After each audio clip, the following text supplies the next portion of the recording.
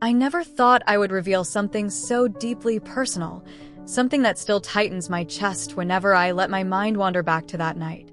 Yet life has a way of thrusting us into unexpected moments where love, confusion, and fear collide in ways we never prepared for. My name is Mara. I'm 45 years old now, and for almost 20 years, I've been a single mother raising my son alone. His name is Evan, and though he's 23 today, an adult by all legal standards, he remains, in so many invisible ways, my little boy. We've always shared a bond few understand, just the two of us, navigating the world's uncertainties, creating our own sense of home. That particular night felt different from the start. Evan arrived home much later than usual. When the door creaked open, I saw him first, his shoulders slumped as if weighed down by an invisible burden, his eyes dull, heavy with exhaustion that no amount of rest could seem to heal. "Mom," he whispered as he stepped inside, his voice fragile and barely audible, like he was holding himself together by sheer will. "I don't feel well." The words sliced through the quiet stillness of the house. I motioned for him to come closer, leading him gently toward the bedroom. The night air was cold, the kind of bone-chilling chill that seeps into your skin and makes you crave warmth, not just physical, but the kind that comes from safety and love. I pulled the thick quilt from the foot of the bed and wrapped it around him, the way I always did when he was little, when the world outside felt too big and too scary. For a moment, I caught the faint scent of his childhood lingering in the folds of that blanket, and my heart ached with a mix of nostalgia and worry. He lay there, quiet and still, while I sat beside him, my hand resting lightly on his forehead. The silence stretched between us, thick with unspoken fears and unanswered questions. I wanted to ask what was wrong, to demand answers, but something told me to wait, to simply be there. Because sometimes, love is found in those quiet, fragile moments, when words fail, and all you can offer is your presence. I sat beside him, watching as his breathing slowed, eyelids fluttering. The room was silent except for the soft rhythm of his breaths. Then, without thinking, he shifted closer, seeking the warmth beside me. His arms wrapped around me, gentle but firm, like the embrace of a scared child looking for comfort in the dark. My first instinct was to hold him, to let him feel safe. But then something shifted beneath the blanket. His touch lingered longer, his hold tightened. A sudden surge of heat ran through me, confusion, fear, protectiveness, and something deeper, unnameable. My heart pounded fiercely, and I froze. I told myself it was just a moment, an innocent need for closeness between mother and son. But his hand moved slowly up my arm, brushing my skin in a way that made me question everything. I wanted to pull away, to speak, to set a boundary, but my body was stuck, torn between instinct and hesitation, between love and the unspoken that hovered dangerously in the air. His eyes found mine, soft, searching, filled with a vulnerability I hadn't seen before. I tried to smile, to ease the weight of the silence, but instead, it deepened. The quiet stretched like a fragile thread ready to snap. "Mom," Evan whispered, his voice trembling as if afraid that just a single word could break the fragile calm between us. "I'm sorry if this sounds weird."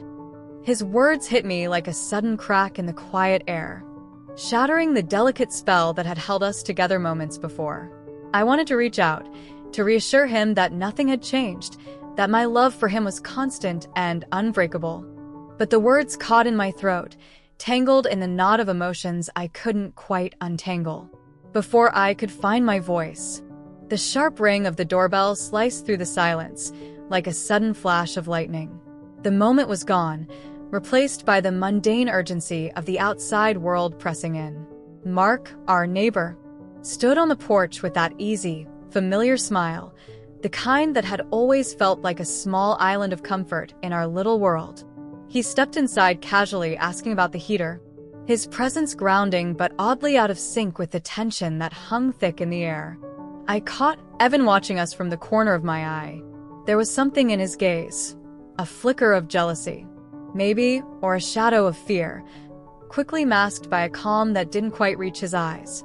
It was a silent battle, waged behind a fragile veneer, and it cut through me sharper than anything Mark's presence could soothe. Mark's visit was a brief reprieve from the storm swirling inside me. But the quiet tension between Evan and me simmered just beneath the surface, electric and raw, threatening to ignite at any moment. After Mark left, the house felt colder, emptier. I turned to Evan, searching his face for any sign of what he was really feeling, desperate to bridge the widening gap between us. "Are you okay?" I asked softly, my voice barely above a whisper. He shrugged, eyes cast down. "Yeah, just didn't expect Mark to show up." His words sounded hollow, rehearsed, like a shield to keep the truth at bay. I watched as he slipped away to his room, closing the door quietly behind him. The soft click echoed through the empty hallway, leaving me alone with the swirl of doubt and pain I couldn't shake. In that silence, I felt the weight of unspoken words pressing down, the fragile thread of connection between us fraying with every passing second. This wasn't just a moment of awkwardness or misunderstanding. It was the beginning of a deeper struggle, one that would test the strength of our bond and the limits of what we could face together. And in the stillness, I wondered if we had the courage to find our way back to each other, or if this shattered moment would mark the start of something we couldn't repair. Later that evening, a gentle knock on my door broke the silence, startling me out of my thoughts. Evan stepped inside quietly and sat down beside me without a word. The room felt heavy with unspoken feelings. "I don't know what's happening," he finally admitted, his voice fragile, almost like he was afraid to say it aloud. "I'm sorry if I made things weird.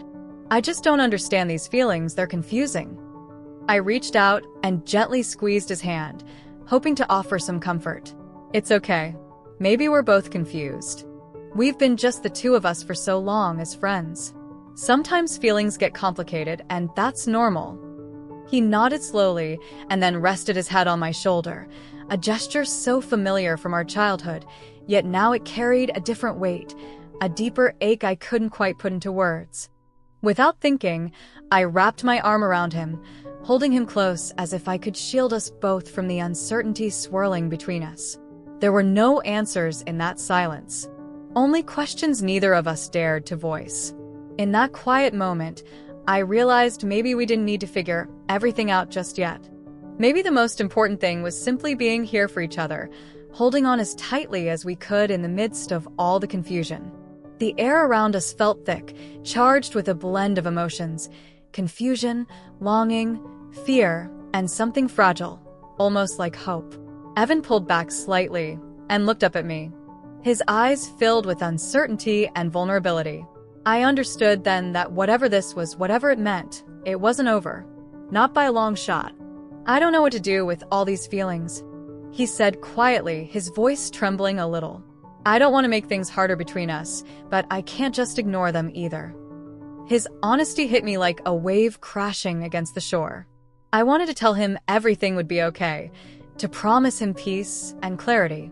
But deep down, I knew we needed time to understand what this all meant, time to heal the parts of ourselves that were still scared, time to find a new balance in our relationship.